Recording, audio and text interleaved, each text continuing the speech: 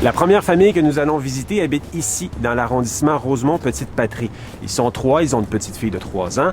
Ils n'ont pas de voiture et pour réduire leur empreinte carbone, ils essayent de réduire au strict minimum leur production de déchets. On a une poubelle. Là, je l'ai changée le 28 novembre dernier. Puis la dernière poubelle, donc 3 semaines, on a produit moins de 21 litres. Et on produit à peu près 20 litres de déchets compostables chaque semaine. On limite aussi justement le gaspillage alimentaire. Chaque Québécois produit plus de 720 kilos de déchets par année et 50 de ces déchets pourraient être compostés. On peut réduire davantage notre empreinte carbone. Et on essaie de le faire avec des petits gestes très simples à la maison tous les jours. C'est quoi ces petits gestes? Si on avait à les résumer, 2-3 exemples. Par exemple, des mouchoirs en tissu, des barbouillettes lavables. J'ai une fille, elle a eu des couches lavables. Je vais faire mes courses, je vais acheter du pain, j'ai des petits sacs en tissu. Je peux mettre mon pain directement dedans. Je vais acheter des fruits, je prends des fruits sans emballage. J'achète en vrac. Notre deuxième famille vit dans un contexte bien différent. Ils habitent la banlieue, ici, à Brossard. Ils sont 8, 2 adultes, 6 enfants, 2 voitures et un poisson rouge. J'ai 6 enfants, j'ai un emploi à temps partiel. Ma conjointe est temps plein. C'est beaucoup d'implication, très grosse coordination. Quand on a à s'occuper de 6 enfants, est-ce que ça devient une priorité de se dire comment je peux réduire mon empreinte carbone ou est-ce qu'on n'a pas le temps de vraiment penser à tout ça? Non. S'il y a certains trucs qu'on peut faire dans le but d'aider qui vont être capables de rentrer dans notre routine, c'est sûr et certain. Tu peux tous les prendre si tu veux. Non, tu m'en laisses, d'accord. Renée, vous êtes la spécialiste qui est venue avec nous pour mesurer l'impact de ces efforts pour réduire l'empreinte carbone. C'est clair que l'auto solo, c'est un des grands responsables de l'empreinte environnementale. Donc, tout ce qu'on peut faire en transport actif, que ce soit à pied ou à vélo, c'est bien.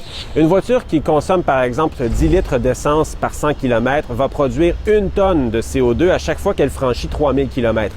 Depuis le début des années 90, on a ajouté 2 millions de véhicules sur les routes du Québec. Le nombre de voitures augmente 3 fois plus vite que la population. Le grand responsable au niveau de l'habitation, c'est beaucoup le chauffage de l'eau et de l'air associé à l'usage. Dans une maison au Québec, environ 60 de l'énergie est utilisée uniquement pour chauffer les pièces. Colmater les fuites d'air le long des murs, des fenêtres ou des portes permet de réduire de 40 les pertes de chaleur. Ils ont changé ça ici. Ils ont changé le bas de porte ici. OK. Donc, ça isole beaucoup mieux les portes. Oui, entièrement. Ben, je vais vous montrer. Regardez. C'est une mousse isolante qu'ils ont mis. C'est tout simple, ça. C'est tout simple. Là. Les ampoules Odell, faible consommation, minuterie. Donc, pour vous, un autre truc, c'est de mettre des plastiques pour mieux isoler les fenêtres qui sont exposées. Au niveau de l'épicerie, forcément, on a beaucoup plus de pots.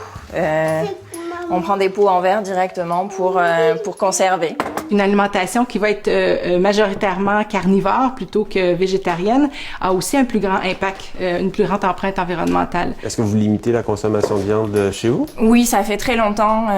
Tout simplement, on aime la viande, mais ça arrive que ce soit une fois par semaine. Ça peut être des fois aux 2 semaines qu'on mange de la viande.